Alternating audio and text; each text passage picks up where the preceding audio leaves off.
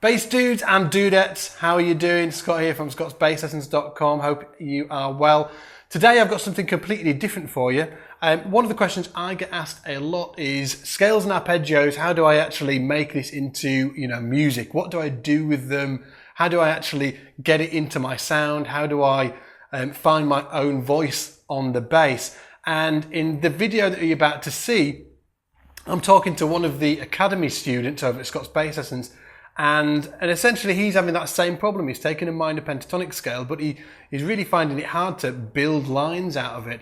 So I'm going to show you, and I obviously showed him as well, some really cool lines that you can use just to get yourself going with the minor pentatonic scale, but also why it's so important to do this in terms of building your own vocabulary and finding your own voice on the bass. Now, if you haven't checked out the Academy, I'll put a link below this video. You can check it out. You can try it for 14 days and it's epic. So hopefully you enjoy this video. A massive props to the Academy member that put this question forward, because I think it's just a really great question and relevant to so many bass players out there.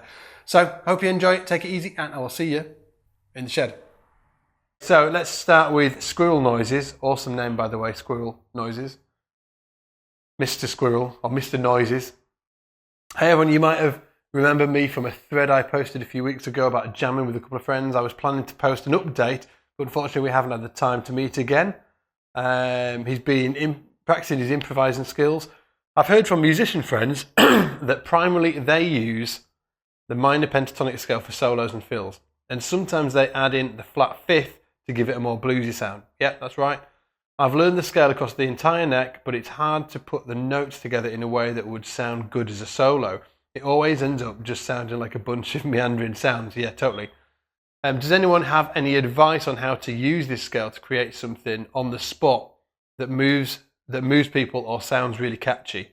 Yes, I do. So the deal is that when you learn any scale, let's take E minor pentatonic, okay, for this instance, because that's what you've been using.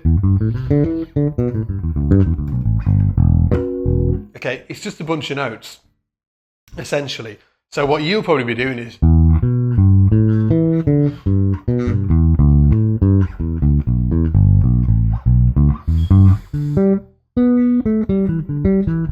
it doesn't sound like anything. It just sounds like you've put a meandering notes.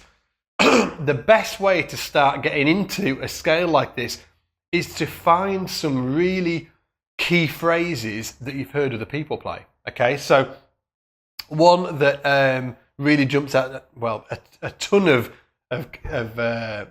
blues sounds jump out at me, but one that really always jumps out is this. That always jumps out at me as one that's a great line built from this scale.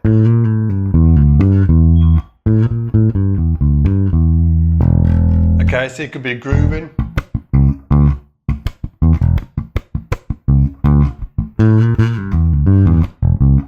For instance. So that's just. So you're using, it's the E minor pentatonic,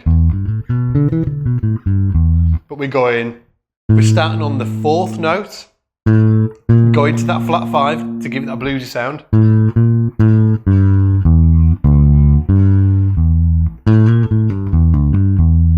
Okay, once you've got that down, okay, practice it.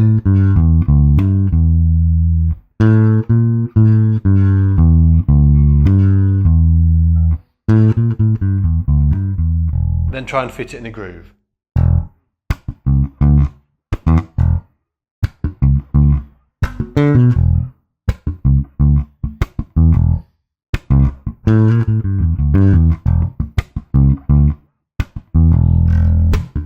It doesn't have to be this groove, it could be any groove,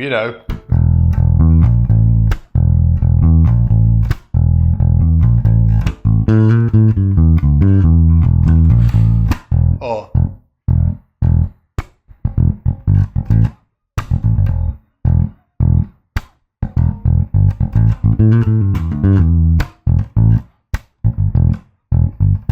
okay, once you've done that, again, try and move it up an octave and play it there. See, that's the same lick. Try and fit it in with the groove.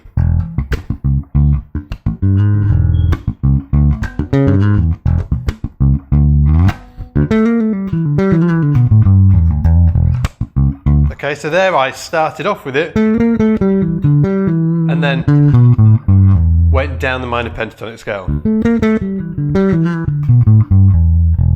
Okay, so what you're doing here is, one, you're learning a cool lick. Two, you're learning vocabulary. You know, just as, you know, when somebody walks to the door and you open the door, you know what you're going to say, especially if it's like a friend. You're like, hey Dave, how you doing? You don't think to yourself, oh, what should I say to Dave? You know, hey Dave, how you doing? You take a minor pentatonic. It's just a phrase, okay? Just like a phrase when you'd speak. Now, the gag is you need to come up with a few different phrases to, you know, to expand your vocabulary. So another one could be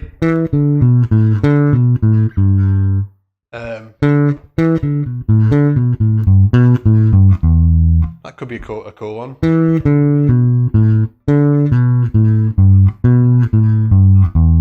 Again, really slow.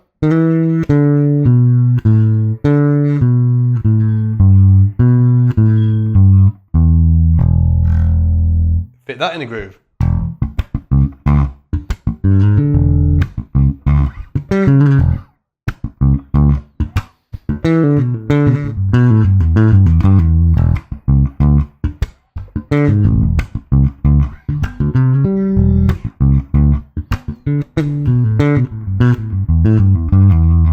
Okay, again, it doesn't need to be that speed, it doesn't need to be that groove. What you're doing is getting that lick and inserting it in something. So now we've got two licks.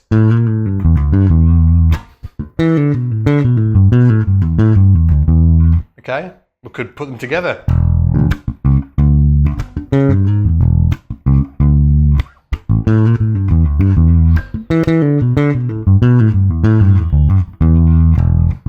Okay, so I changed that lick a little bit, and that's the cool thing. When you get this vocabulary and you're playing, you're going to start changing it.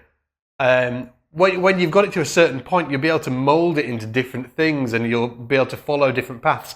So what I try and do is learn 4, you know, cool licks using the minor pentatonic scale, and then try and string them together in grooves and stuff like that. And then also another big thing with this is learning other people's licks and lines.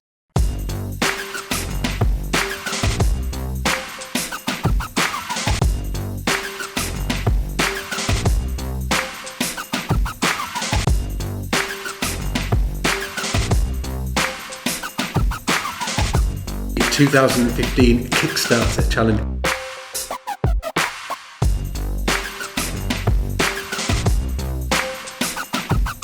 Hey everybody. Hey guys.